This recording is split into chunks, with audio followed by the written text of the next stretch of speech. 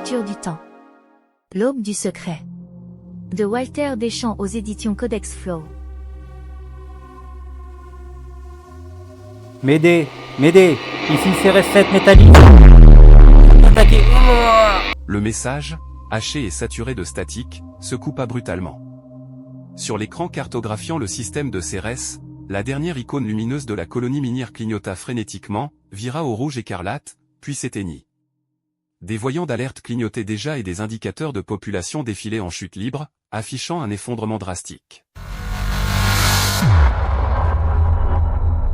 Sur sa base glaciale de Luna Polaris 8, le commandeur Vandalidov, un homme à la carrure imposante mais aux épaules désormais voûtées, fixait l'écran éteint. Son visage, habituellement impassible, était ceint de profondes rides de fatigue, les traits tirés par des nuits sans sommeil. Le rapport accablant qu'il venait de recevoir de la confirmation de l'anéantissement de Cérès-7 Métallis était le dernier coup de massue. Encore, une énième attaque. Le même schéma, la même coupure brutale, le même sentiment d'impuissance. Combien de systèmes stellaires avait-il vu disparaître ainsi? Combien de colonies avaient été réduites au silence, leurs appels à l'aide se perdant dans le vide intersidéral? Il se massa les tempes, le regard rivé sur la vaste baie vitrée qui offrait un panorama impitoyable de Luna Polaris 8. Dehors, des bourrasques de vent spatial modelaient le paysage blanc et froid, le balafrant de sillons éphémères.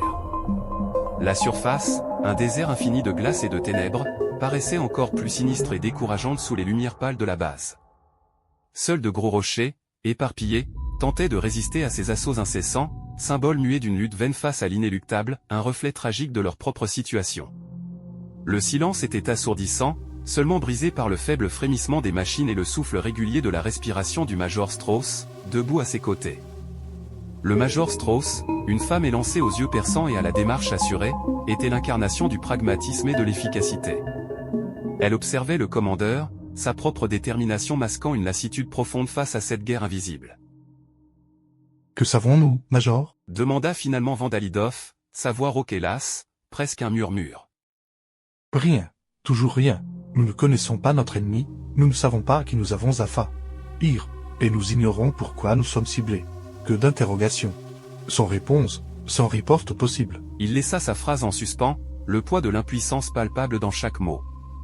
Le Major Strauss prit la parole, sa voix grave et posée contrastant avec l'agitation intérieure du commandeur.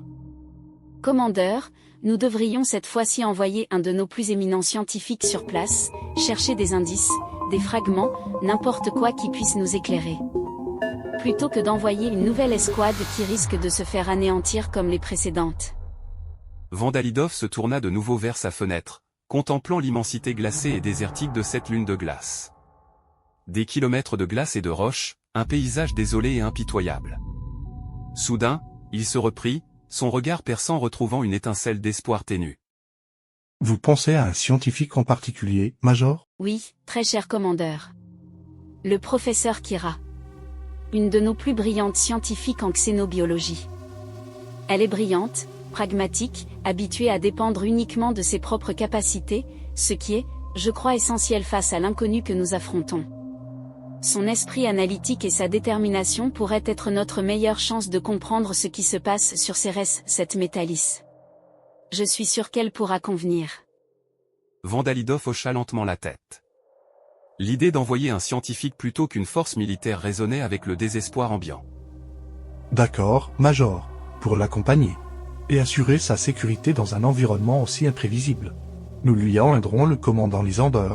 C'est un soldat d'élite, un vétéran aguerri, que j'ai déjà pu envoyer maintes fois en mission. Réputé pour son stoïcisme et sa froide efficacité, il sera parfait pour celle-ci. »